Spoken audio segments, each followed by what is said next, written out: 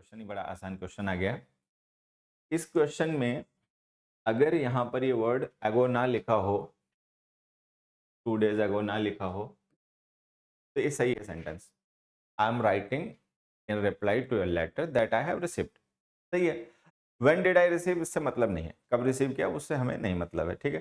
तो अगर ये इन 2 days एगो ना लिखा हो तो ये सेंटेंस सही है, लेकिन अभी क्या हमने 2 days एगो लिख रखा है, और ये जो 2 days एगो है ये है क्या, ये टाइम है, पास्ट का टाइम है। अगो का मतलब बैकवर्ड फ्रॉम द प्रेजेंट, तो ये टाइम पास्ट हो गया। अच्छा, ये टाइम किस एक्शन का है, इस एक्शन का टाइम है। तो अगर ये टाइम पास्ट का है तो जिस एक्शन का ये टाइम है वो एक्शन भी पास्ट में लिखा जाएगा। पास्ट में लिखा जाएगा तो फिर पास्ट इंडेफिनिट टेंस यूज करो, प्रेजेंट परफेक्ट टेंस गलत है, तो लिखो received. I am writing in reply to your letter that I received 2 days एगो। तो इजी क्वेश्चन है, और एगो का ये यूज सबको पता भी होगा कि एगो के यूज साथ में हमें पास्ट इंडेफिनिट टेंस यूज करना पड़ता है, क्योंकि एगो का मतलब बैकवर्ड फ्रॉम द प्रेजेंट होता है। तो जब हम प्रेजेंट से बैकवर्ड जाते हैं तो टाइम में भी हम पहुंचते हैं वो टाइम पास्ट होता है। उस टाइम में हुए एक्शन को रेफर करने के लिए हमें पास्ट इंडेफिनिट टेंस का यूज करना पड़ता है। ये सबको समझ में आ गया। फिलहाल में यहाँ पे एक छोटी सी बात है जो मैं चाहूंगा कि आप लोग और समझ लें, वो भी सबको क्लियर हो जाए। मैंने एक दूसरा सेंटेंस लिखा बच्चों, यहाँ पे मैंने एक सेंटेंस लिखा, when the doors were closed. अब देखिए यहाँ पर हमने लिखा when I met Mohan, when Mohan met me in 2018। तो ये जो व्हेन के साथ हमने क्लॉज लिखी है ना, सारे बच्चे ध्यान से देखेंगे टाइम क्लॉज है ना। व्हेन, व्हाइल, बिफोर, आफ्टर, ये सब कंजंक्शन ऑफ टाइम होते हैं, तो ये टाइम क्लॉज है। और ये टाइम क्लॉज कौन से टाइम को रेफर कर रही है, पास्ट को। लिखा ना मेट 2018, तो ये टाइम पास्ट का है। अब हम कह रहे हैं कि जब 2018 में मोहन मुझसे मिला, तो 2018 का मतलब आज से 5 साल पहले, क्योंकि 2023 चल रहा है, तो 2018 का मतलब 5 साल पहले। तो जब वो मोहन मुझसे मिला 5 साल पहले, तब क्या हुआ था, I had studied with his brother 5 years ago। तो मैं उसके भाई के साथ 5 साल पहले पढ़ चुका था। मतलब मोहन जब मिला उससे पहले उसका भाई मेरा क्लासमेट रह चुका था और हम साथ में पढ़ाई कर चुके थे। तो ये 5 साल पहले कब, 2018 से, तो 2018 पास्ट है। उसका भाई पढ़ा उससे भी पहले मुझसे, तो वो पास्ट ऑफ पास्ट हो गया। तो अगर वो पास्ट ऑफ पास्ट हो गया तो उसके लिए हम टेंस लिखेंगे पास्ट परफेक्ट, तो ये ठीक लिखा हुआ है। फिर हमने ये जो 5 years अगो लिखा हुआ, हम इसे कैसे जस्टिफाई करें। अगो का मतलब होता है प्रेजेंट से बैकवर्ड। प्रेजेंट से बैकवर्ड जब आप जाते हो तो वो टाइम पास्ट होता है, और उस टाइम में हुए एक्शन को हम पास्ट इंडेफिनिट में लिखते हैं। लेकिन यहाँ पर हम बैक जो गए हैं वो प्रेजेंट से नहीं गए, हम पास्ट से बैक गए। अगर हम पास्ट से बैक गए तो हमें अगो नहीं, यहाँ पर हमें यूज करना चाहिए बिफोर। और बिफोर के साथ हम पास्ट इंडेफिनिट नहीं, पास्ट परफेक्ट टेंस लिखते हैं। ये छोटी सी बात भी हमें ध्यान रखनी है। तो ये दो वर्ड्स हैं, एक है एगो और एक है बिफोर। इन दोनों को जब हम एडवर्ब्स ऑफ टाइम के तरीके से यूज करते हैं, एगो तो हमेशा एडवर्ब ऑफ टाइम होता है, बिफोर जो होता है कंजंक्शन प्रेपोजिशन भी होता है, लेकिन जब हम उसे as an adverb of time use करते हैं तो हमें ध्यान ही रखना है एगो का मतलब होता है बैकवर्ड फ्रॉम द प्रेजेंट।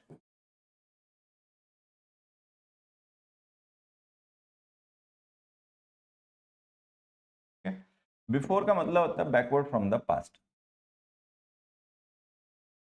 तो एगो के साथ में जो हम एक्शन लिखते हैं वो एक्शन पास्ट के टाइम का होता है, प्रेजेंट से पहले का मतलब पास्ट का होता है, तो हम उसको पास्ट इंडेफिनिट में लिखते हैं, ठीक है।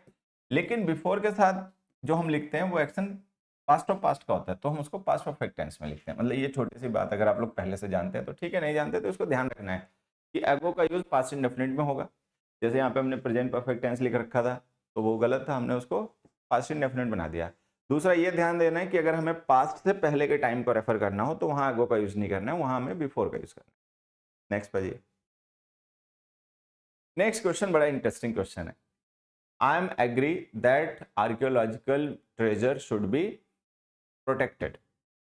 और ये एक बड़ी कॉमन मिस्टेक है, कई बार लोग इसको आम बोलचाल में गलत बोल देते हैं इस तरीके से, I am agree, you are agree, इस तरीके से। अब ये क्वेश्चन क्यों गलत है ये मैं आपको समझाता हूँ। देखिए यहाँ पर हमने एक हेल्पिंग वर्ब यूज किया है एम, और उसके साथ वर्ब लिखी है एग्री। एग्री वर्ब है, वर्ब ही होती भी है हमेशा। अगर ये एग्री वर्ब है तो एम क्या है, हेल्पिंग वर्ब है। एम किसकी फॉर्म होती है, is am are was were की। सबको पता है कि जो बी की फॉर्म्स होती हैं, is am are was were, अगर हम इनको as a helping verb use करें, अगर हम बी की फॉर्म्स को एज हेल्पिंग वर्ब यूज करें तो इनके साथ जो मेन वर्ब लिखेंगे वो मेन वर्ब या तो आईएनजी फॉर्म में आएगी कॉन्टिन्यूअस टेंस बनाने के लिए एक्टिव वॉइस में, या थर्ड फॉर्म में आएगी पैसिव वॉइस बनाने के लिए, फिर वो किसी भी टेंस की हो। तो कहने का मतलब जो है बी की फॉर्म्स जो होती हैं अगर हम उनको हेल्पिंग वर्ब के तरीके से यूज करें तो उनके साथ जो भी हम मेन वर्ब लिखेंगे वो या तो आईएनजी फॉर्म में होगी या थर्ड फॉर्म में होगी। वो डिपेंड करता है इस बात पे कि वर्ब एक्टिव आपको रखनी है पैसिव रखनी है। लेकिन यहाँ पर जो हमने एग्री लिखी है ना, ध्यान से फर्स्ट फॉर्म है। बी की फॉर्म्स के साथ अगर वो हेल्पिंग वर्ब हो तो हम मेन वर्ब की फर्स्ट फॉर्म नहीं लिख सकते। इसको ऐसे समझिए, मान लो मैं एक सेंटेंस लिख दूं, he is taught English, he is teach English। अब जब मैं ये सेंटेंस लिखूंगा तो मुझे लगता है कि कोई भी ऐसा नहीं होगा जो इस सेंटेंस को देखते ये ना बता देगा ये गलत है। कोई भी देखेगा तो बता देगा कि भाई ये गलत लिखा हुआ है, क्योंकि इज हेल्पिंग वर्ब है। उसके साथ आप कोई भी वर्ब लिखोगे तो वर्ब आप या तो आईएनजी फॉर्म में लिखोगे या फिर थर्ड फॉर्म में लिखोगे। तो हमें पता है जो हमने टीच लिखा है ये गलत है, हमें इसको क्या लिखना चाहिए, या तो टीचिंग लिखें, ठीक है, या हम टॉट लिखें। डिफरेंस क्या होगा, अगर हम लिखेंगे ही इज टीचिंग इंग्लिश तो ये प्रेजेंट कॉन्टिन्यूअस टेंस बनेगा एक्टिव वॉइस का। अगर हम लिखेंगे ही इज टॉट इंग्लिश तो ये प्रेजेंट इंडेफिनिट टेंस होगा पैसिव वॉइस का। लेकिन टॉट या टीचिंग ही सही होगा, इज टीच गलत है। तो जिस तरीके से इज के साथ हम वर्ब की फर्स्ट फॉर्म नहीं लिख सकते वैसे हम एम के साथ में नहीं लिख सकते। तो जो हमने आई एम एग्री लिखा है ये बोलने में हमें कितना भी सही लग रहा हो लेकिन ये गलत है, ये अनग्रामेटिकल है। तो अब हम इसे कैसे सही करें, तो वही तरीका है कि अगर आप एम हेल्पिंग वर्ब यूज करना चाहते हो तो उसके साथ में वर्ब को या तो आईएनजी फॉर्म में लिखो या थर्ड फॉर्म में लिखो, या तो एग्रीइंग लिखो या एग्रीड लिखो। अब आप दोनों में से एक भी नहीं लिख सकते। एग्रीइंग इसलिए नहीं लिख सकते क्योंकि एग्री स्टेट वर्ब होती है तो इसका कॉन्टिन्यूअस टेंस नहीं बनता। तो एग्रीइंग आप लिख नहीं सकते क्योंकि एग्री वर्ब जो है ये स्टेट वर्ब है, तो इसका कॉन्टिन्यूअस टेंस नहीं बना सकते। अच्छा, एग्रीड भी नहीं लिख सकते क्योंकि इंट्रांसिटिव वर्ब है, इसका पैसिव नहीं बनेगा। तो ना तो आप ये लिख सकते हो आई एम एग्रीइंग, ना आप ये लिख सकते हो आई एम एग्रीड। तो अब कैसे सही करोगे, कहने का मतलब ये है कि आप वर्ब की फॉर्म को चेंज करके सही नहीं कर सकते। ना तो आप आईएनजी फॉर्म लिख पाओगे ना थर्ड फॉर्म लिख पाओगे। इंट्रांसिटिव वर्ब है पैसिव नहीं बनेगा, स्टेट वर्ब है कॉन्टिन्यूअस टेंस नहीं बनेगा। तो अब आपके पास क्या ऑप्शन है, हटाओ एम, ये ऑप्शन है बस। एम मत लिखो ना, प्रेजेंट इंडेफिनिट टेंस बना लो, डायरेक्ट वर्ब लिख दो फर्स्ट फॉर्म में। I agree that archaeological treasures should be protected. इसी तरीके के क्वेश्चन हम लोग और देखते हैं। जाइए, हमने एक यहाँ पे क्वेश्चन लिखा B, he was not agree with his family. अब जैसे हमने लिखा he was not agree with his family, तो देखिए ये वॉज हेल्पिंग वर्ब है, बी की फॉर्म होती है और इसके बाद हमने वर्ब लिख दी फर्स्ट फॉर्म में, तो हमें पता है ये गलत हो गया। वॉज के साथ या तो आप आईएनजी फॉर्म में लिखिए या थर्ड फॉर्म लिखिए, तो ये जो हमने वॉज नॉट एग्री लिखा है गलत है। अब हम इसे कैसे सही करें, आईएनजी फॉर्म लिखनी पड़ेगी या थर्ड फॉर्म लिखनी पड़ेगी, जो कि आप दोनों नहीं लिख सकते। इंट्रांसिटिव वर्ब है पैसिव नहीं बनेगा, स्टेट वर्ब है तो उसका कॉन्टिन्यूअस टेंस नहीं बनेगा। तो आप ना तो लिख पाओगे he was not agree, agreeing भी नहीं लिख पाओगे, एग्रीड भी नहीं लिख पाओगे। तो कहने का मतलब ये कि जो वर्ब हमने लिखी वो सही फॉर्म में लिखी हुई है, वर्ब को आप चेंज करके सही नहीं कर पाओगे सेंटेंस को। तो अब कैसे सही करें, हेल्पिंग वर्ब चेंज कर दो, कॉन्टिन्यूअस टेंस बनेगा नहीं, पास्ट का इंडेफिनिट टेंस बना दो। इंडेफिनिट टेंस बनाओगे तो डिड आ जाएगा। तो इसको ऐसे लिखो, he did not agree with his family. तो ये एग्री वर्ब को लेकर इस तरीके के जो यूजेस हैं आपको ध्यान रखने, कॉमन मिस्टेक्स हैं, लोग अक्सर करते रहते हैं। आगे आइए, नेक्स्ट क्वेश्चन हमने लिखा the countries economy is based on the agriculture. ये बहुत इजी क्वेश्चन है। एग्रीकल्चर जो हमने यहाँ पे लिखा है, ठीक है, ये अनकाउंटेबल नाउन होता है।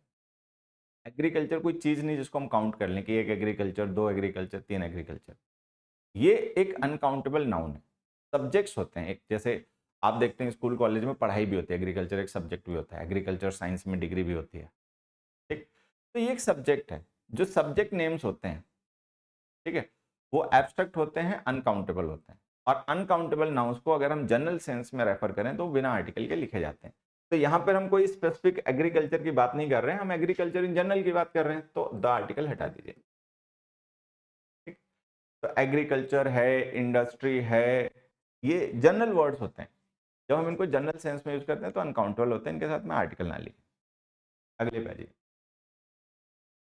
These programs are aimed to very wide audience.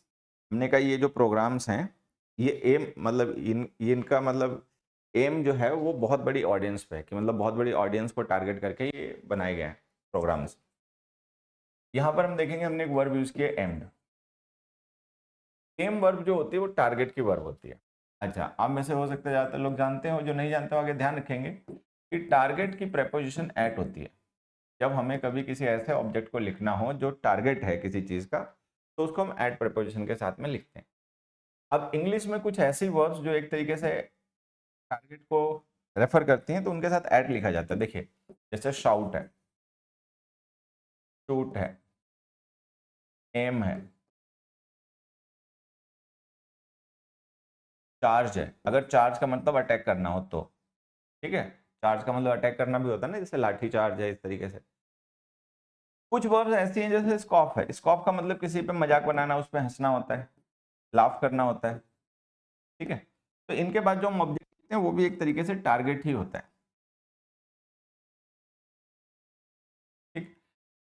Scoff है, स्टेयर है, घूरना, गेज है, लुक है,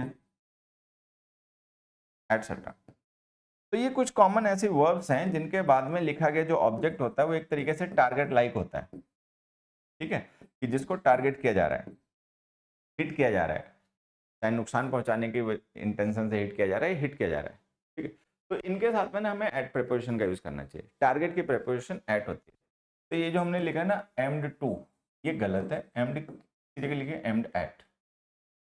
these programs are aimed at very wide audience. एक छोटी सी सिचुएशन यहाँ पे और मैं आपको समझा देता हूँ। देखिए जैसे हमने एक सेंटेंस लिखा है कि इस मैन ने शूट किया लायन को और मार डाला, ठीक है। इसने शूट किया, निशाना बना के मतलब गोली चलाई, लेकिन वो भाग गया। ऐसा तो नहीं होता कि अगर हम किसी को शूट करते हैं तो वो शूट हो ही जाता है हर बार, कई बार मिस भी हो जाता है, शॉट मिस हो जाता है, ठीक है।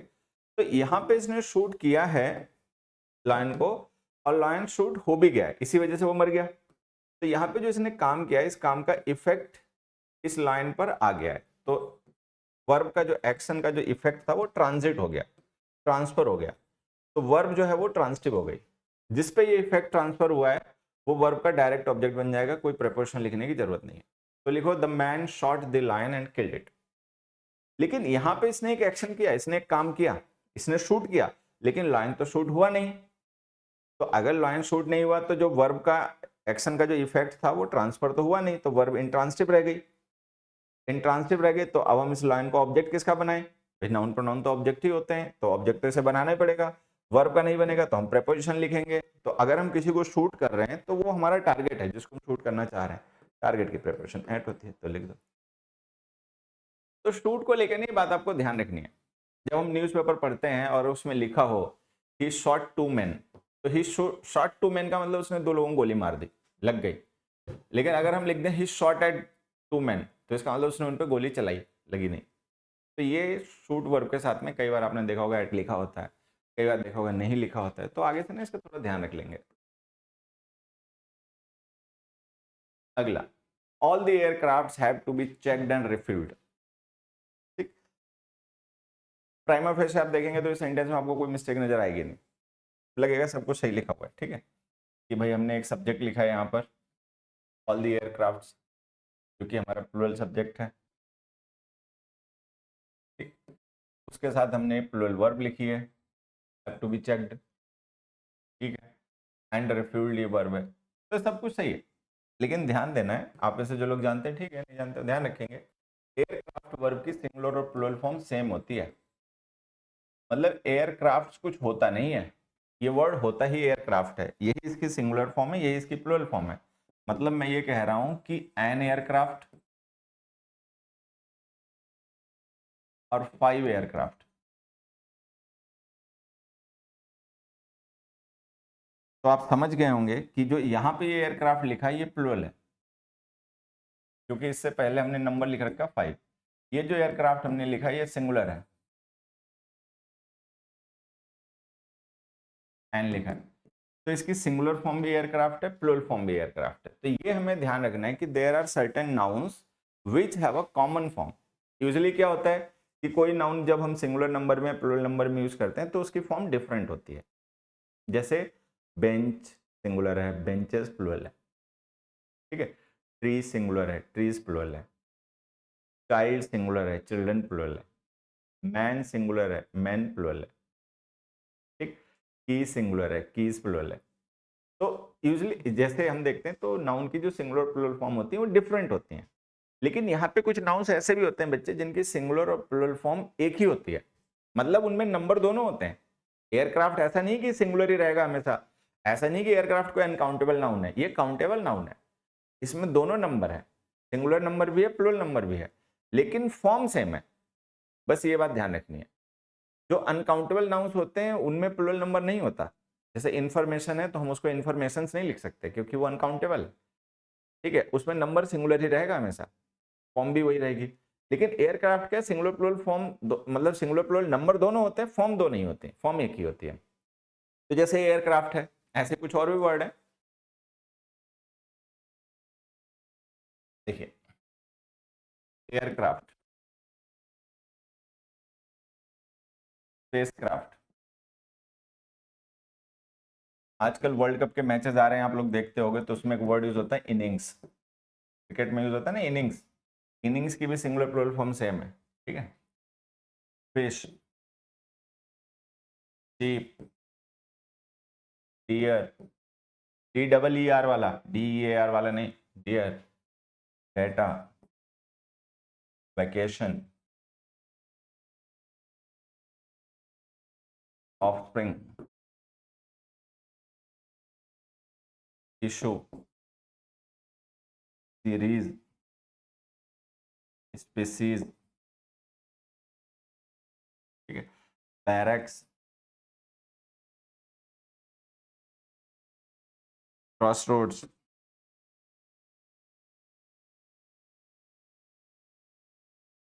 Crossroads, where abouts,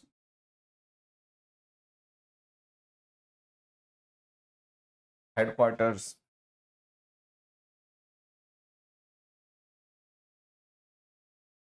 etcetera.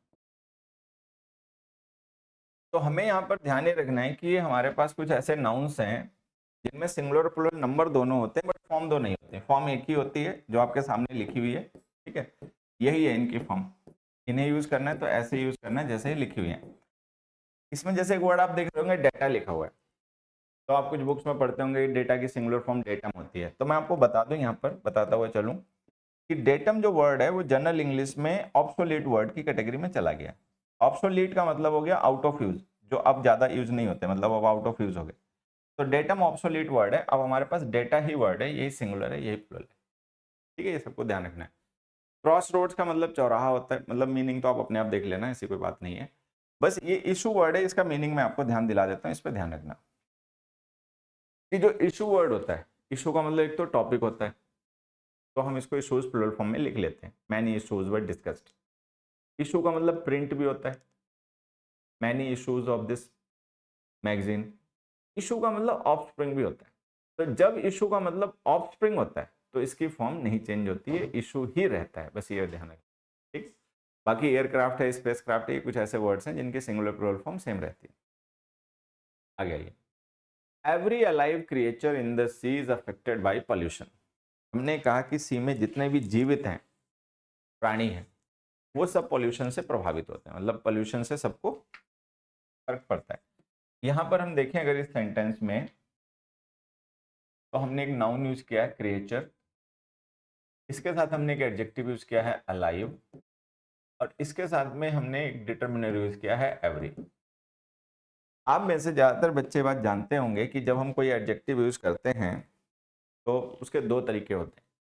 अगर हम उसको एज अ कॉम्प्लीमेंट यूज करते हैं तो वो प्रेडिकेटिव यूज होता है, अगर हम उसको नाउन फ्रेज में यूज करते हैं as a part of noun phrase तो वो उसका एट्रीब्यूटिव यूज होता है। ये चीजें आपको क्या नाम फंडामेंटल्स के जो लेक्चर्स हैं उसमें पढ़ा रखा है, आप देखेंगे एडजेक्टिव्स में तो सारी चीजें पढ़ा रखी हैं। तो अलाइव जो हमारा एडजेक्टिव है ये केवल और केवल प्रेडिकेटिवली यूज होता है, ये एट्रीब्यूटिवली नहीं यूज होता। लेकिन यहाँ आप देखिए हमने इसको एट्रीब्यूटिवली यूज कर रखा है, तो ये गलत है। अब हम इसको कैसे सही करें? या तो हम इसी एडजेक्टिव को यूज करें प्रेडिकेटिवली, या फिर हम कोई ऐसा एडजेक्टिव यूज कर दें जो ये मीनिंग कन्वे कर पाए और एट्रीब्यूटिवली यूज होता हो। तो यहाँ पे लिविंग यूज कीजिए, यहाँ पे लिखिए living. All living creatures in the sea, living sorry, हाँ, every living creature in the sea is affected by pollution. तो हमने लिविंग लिख दिया। अब हमने अलाइव को एट्रीब्यूटिवली क्यों नहीं यूज किया, लिविंग क्यों यूज किया? एक तो ये चीज कि भाई हमने लिविंग क्यों लिखा, हम अलाइव को एट्रीब्यूटिवली प्रेडिकेटिवली यूज कर लेते, वो क्यों नहीं यूज किया वो भी मैं आपको समझाऊंगा। लेकिन उससे पहले एक चीज मैं आपको ध्यान दिला दूं कि जैसे अलाइव है, इसी तरीके से कुछ और भी एडजेक्टिव्स हैं जो इंग्लिश में केवल प्रेडिकेटिवली यूज होते हैं, एट्रीब्यूटिवली उनको नहीं यूज किया जाता। उनमें से जो ज्यादातर एडजेक्टिव्स हैं उनमें ए प्रीफिक्स लिखा होता है पहले से ही, और ये जो ए प्रीफिक्स होता है ना, ये ओल्ड टाइम की प्रेपोजिशन ऑन है, पहले ये प्रेपोजिशनल फ्रेजेस हुआ करती थी, ठीक है।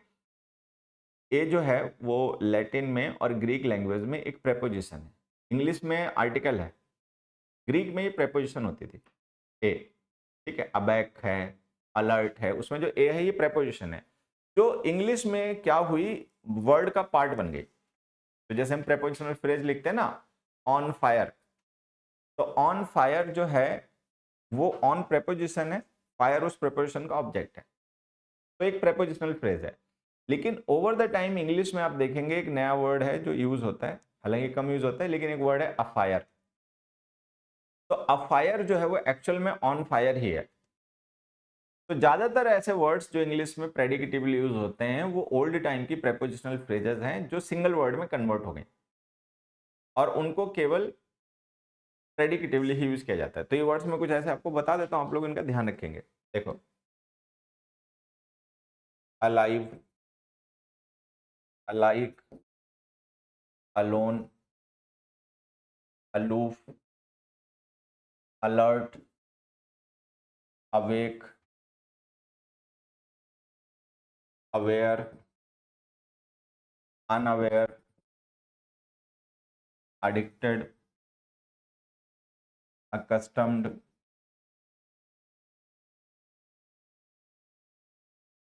afloat, ashore, aglow, abreast, afire, afraid,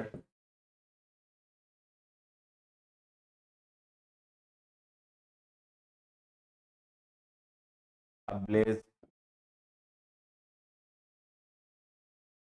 ashore हो गया, अफायर भी हो गया, अग्लो हो गया, ठीक है।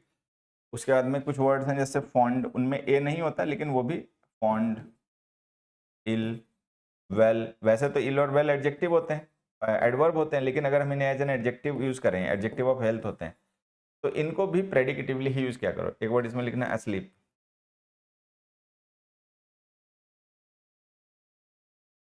तो ये कुछ हमारे ऐसे एडजेक्टिव्स हैं जिनको हमें प्रेडिकेटिवली यूज करना चाहिए। Alive, alike, alone, aloof, alert, awake, aware, unaware, addicted, accustomed, afloat, ashore, aglow, abreast, afire, afraid, ablaze, fond, ill, well, asleep, etc. तो ये हमें प्रेडिकेटिवली ही यूज करने हैं, एट्रीब्यूटिवली इनका यूज हमें नहीं करना है, ठीक है। इनमें से एक वर्ड है अलर्ट। अलर्ट वर्ड आपने देखा होगा कई बार एट्रीब्यूटिवली ही यूज होता है। तो यहाँ पे मैं आपको ध्यान दिला दूं, अगर अलर्ट का मतलब अवेयर है, मतलब इस कॉन्टेक्स्ट में वर्ड यूज किया जा रहा है, तो फिर ये केवल प्रेडिकेटिवली ही यूज होगा। अलर्ट का मतलब इंटेलिजेंट है तो हम उसको प्रेडिकेटिवली एट्रीब्यूटिवली भी यूज कर सकते हैं। लेकिन अगर उसका मतलब अवेयर है, जानकारी होना देश दुनिया की, एन अलर्ट माइंड, तो ये गलत है। A mind that is alert. तो अगर अलर्ट का मतलब अवेयर होना है तो फिर ये केवल एट्रीब्यूटिवली ही यूज होगा, ठीक है। इसमें एक वर्ड और है कहीं पे, फॉन्ड, ये रहा। ये जो फॉन्ड वर्ड है इसको हमें ध्यान रखना है कि अगर हम फॉन्ड वर्ड का यूज थिंग्स के लिए करें, ठीक है, तो इसको हम एट्रीब्यूटिवली ही यूज करते हैं, कर सकते हैं, ठीक है। अ फॉन्ड मेमोरी। तो फॉन्ड का मतलब something which is enjoyable. Fond का मतलब कुछ ऐसा जो कि बहुत प्यारा है किसी को। अ फॉन्ड मूवी ऐसे। तो फॉन्ड का यूज जब हम थिंग्स के लिए करते हैं तब तो हम इसको एट्रीब्यूटिवली भी यूज कर लेते हैं, लेकिन जब हम फॉन्ड का यूज पर्सन के लिए करते हैं, he is fond of music, तो केवल और केवल प्रेडिकेटिवली यूज करते हैं। तो इन दो वर्ड्स को लेकर ये बात आप ध्यान रखेंगे, ठीक है। बाकी वर्ड्स आसान है, आपको इनके मीनिंग पता होगा, नहीं तो आप डिक्शनरी में चेक कर सकते हैं, ठीक है। तो ये हमारे कुछ एडजेक्टिव्स हैं जिनको हमें प्रेडिकेटिवली ही यूज करना है, एट्रीब्यूटिवली नहीं यूज करना है। अब आते हैं उस बात पे कि हमने वहां पे अलाइव की जगह पे लिविंग क्यों लिखा, हमने अलाइव को प्रेडिकेटिवली क्यों नहीं यूज कर लिया। तो उसका मैं आपको बताता हूँ क्या वजह है। देखिए, जैसे हमारे आसपास जितनी भी चीजें हैं, अगर हम उनको देखें तो उनकी दो बड़ी कैटेगरीज होती हैं। कौन कौन सी? एक लिविंग और एक नॉन लिविंग। लिविंग वो हैं जिनमें लाइफ है, ठीक है, जैसे ह्यूमंस हैं, बर्ड्स हैं, एनिमल्स हैं, इंसेक्ट्स हैं, रेप्टाइल्स हैं, तो ये लिविंग है। इवन ट्रीज भी लिविंग है, ठीक है। कुछ ऐसी हैं जो नॉन लिविंग है। नॉन लिविंग का मतलब जिनमें लाइफ नहीं है, जैसे ये बोर्ड है, ठीक है, ये फर्नीचर है, घर है, मकान है, दुकान है, ये नॉन लिविंग है। अब ये जो लिविंग चीजें होती हैं इनमें भी दो कैटेगरी होती हैं। हमें पता है कि लाइफ किसी में हमेशा तो रहती नहीं है, लाइफ एक ड्यूरेशन तक होती है, फिर उसके बाद में एक्सपायर कर जाती है लाइफ, फिर बाद में डेड हो जाता है। तो जो लिविंग थिंग्स होती हैं इनकी भी अपनी दो कैटेगरी होती हैं। एक, जब तक उनमें लाइफ है तब तक वो अलाइव है, फिर जब उनमें लाइफ नहीं बची तो फिर वो डेड है। तो आपको ये समझना है यहां पर कि अगर हमें कभी भी अलाइव को कंट्रास्ट में शो करना है तो हम इसको कंट्रास्ट में शो करेंगे डेड के साथ। अगर हमें लिविंग को कभी भी कंट्रास्ट में शो करना है तो इसका हम कंट्रास्ट शो करेंगे नॉन लिविंग के साथ। ये बड़ी काम की चीज है जो आपको ध्यान रखनी है। कई बार एग्जाम में क्या होता है, इन वर्ड्स पे बेस्ड क्वेश्चन आता है, ठीक है, और बच्चों को पता नहीं होता और वो कंफ्यूज हो जाते हैं कि अब हम लिविंग लिखेंगे या लाइव लिखें, उनको लगता है एक सा ही है। एक सा नहीं है।